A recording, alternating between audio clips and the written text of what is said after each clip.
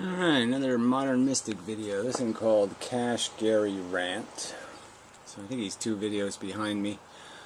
Which is just kind of funny, just because, yeah, my mood changes with each video, and so, yeah, it's just this, whatever. We've started this way, I'm going to continue this way.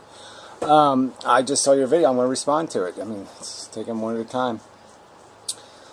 So he's saying I didn't say enough about cash in my video, and I think I did say enough.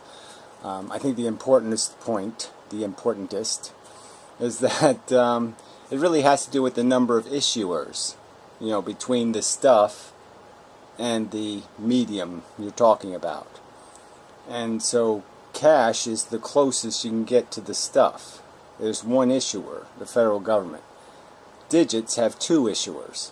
The digit is a call on cash, which is a call on the federal government. So there's the bank's issuer, the credibility of that issue, and then the credibility of the government issue. So it's just it's more loose, it's more breakable, it's more fragile, it's more maybe not too good a shit. It might be a bad digit, where cash can only be a bad digit through one issuer. I think that's the most fundamental argument in defense of cash. And you're just saying it's nothing as an argument. I'm saying it's something as an argument, and you can call it a rant and you can call it whatever you want, but I think it's a substantial reason to recognize that's the standard. And to say the dollar, again, to make distinctions between dollars and cash, I think there's no point in doing that. You want to do it, do it. I can't stop you, but I don't see any point in it. The dollar defines, the cash defines the dollar. So what happens in crisis? So in crisis, nothing works in crisis. There's no perfect solution in crisis, right? I mean, if you have a gold standard, or you have gold backing for the dollar, what good is that going to do you? Okay, it's not going to. You're not going to be able to produce the gold. So what are you going to do? Make more gold? No, you can't. I mean, even if the government has the $1.2 trillion in gold to back up the currency, does it have to have the $7 trillion in FDIC insurance?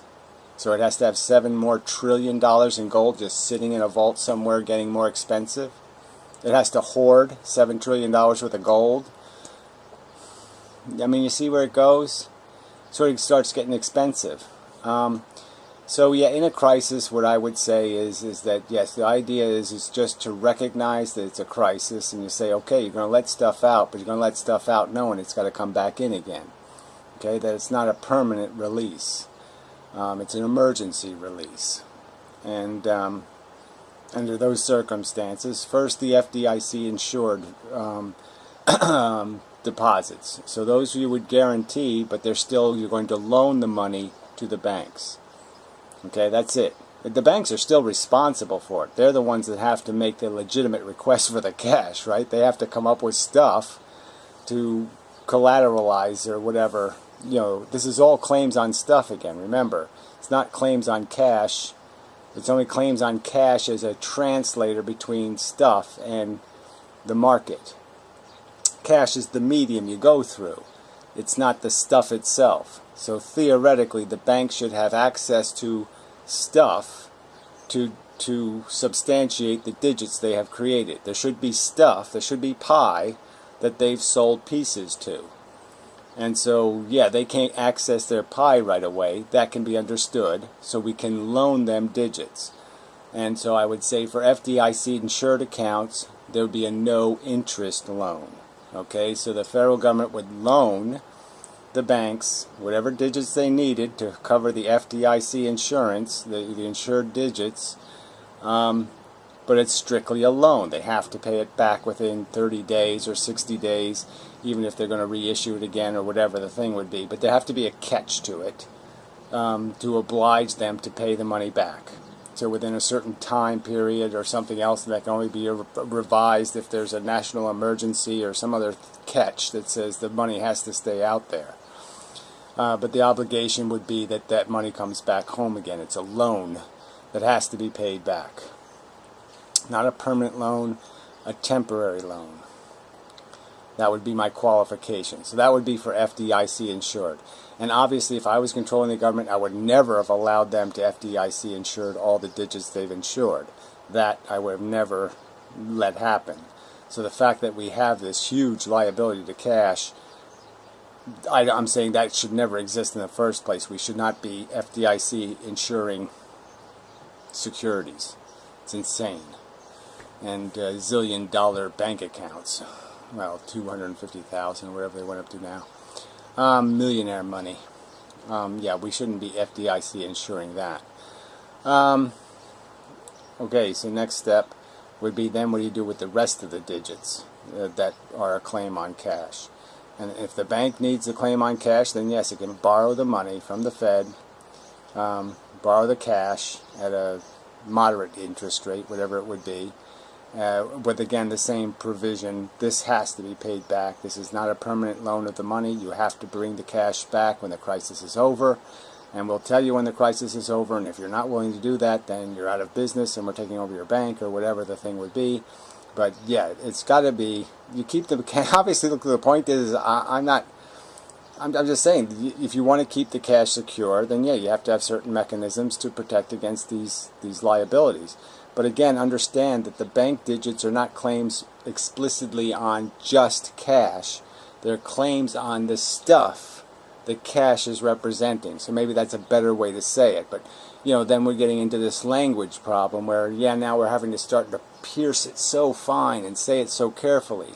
So when I said, you know, that digits are a claim on cash, I was really saying digits are a claim on stuff, but you really can't claim stuff. I can't claim somebody's house if they have a mortgage. I can't claim, you know, I can't receive the value of the stuff I technically own sometimes. So there has to be some buffer between the stuff and the claims on the stuff. And cash is the buffer. So as any kind of buffer, yeah, you might have to expand the money supply in an emergency, but I'm just saying it would only be a temporary expansion. That's my point. And that you have to preserve the integrity of cash by having no more than necessary of it available. Just enough to keep it degrading a little tiny bit every year, as I said before. Another problem with the gold standard, like I said, is that it doesn't create that degrade that's so necessary to prevent hoarding. Yeah. Because hoarding is essentially, you know, assets closed off from investment. So it's basically closing the door to progress, right? So I guess I'll make another point about full reserve banking that I thought of while I'm doing this video. Let's see, full reserve would mean deposits would have to be made first. Right, so as we understand loans now, the loan is made first and deposit follows. Well, the tricky part is you know, in full reserve banking, the deposit would have to happen first. And that's a lot harder, right? It's a lot harder to have the deposit show up first before the loan goes out. So, like the example of the road, it's a lot harder to, you know, build the road first. You know, I'm just saying, it's you know, I can't do that. And, you know, I can't just build the road and then gain, you know what I'm saying? Well, I don't know how I'm just saying that obviously a pretty huge, it would crush available investment capital if you needed deposits first and you couldn't use the value of future progress as an incentive to invest. And it kind of cuts down on that part of the game, and it forces you to go through the rich man for everything. You have to go ask the king if he'll please make a road and explain to him how he's going to make a profit in the end. I mean, nothing could get done any other way than to go to the only people that have the assets. So you couldn't go to a bank. You'd have to go to the rich men themselves. Something like that. Alright, so I think it's enough. So yeah, if you thought this video was a rant, wait till you get to the next one, I suppose. But this one's calm, so it all balances out somehow, right? Yeah, let's hope so. So I'm glad you're not a cash bigot. I'm glad, and I think I'm just saying that I don't. I'm just saying I can imagine no value to a gold standard.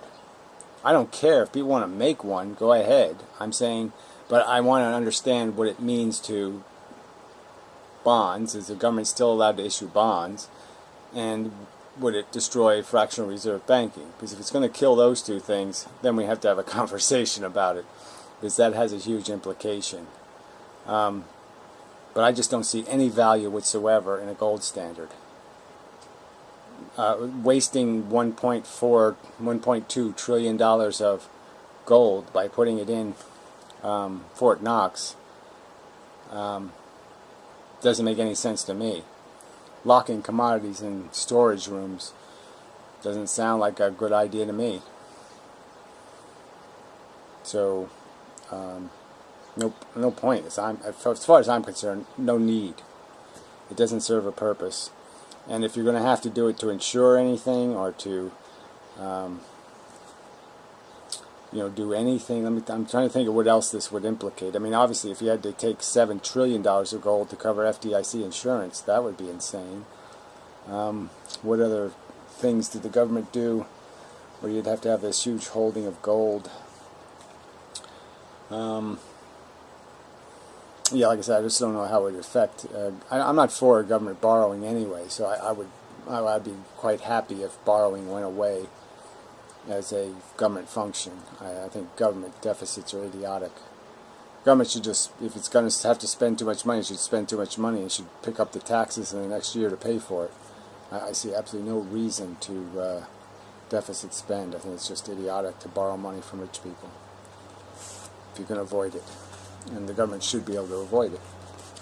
Of all things, the government should be able to avoid it. Unless it wants to admit it's some poor person that can't help it. I don't think it can admit that. So, enough of the video. Till next time.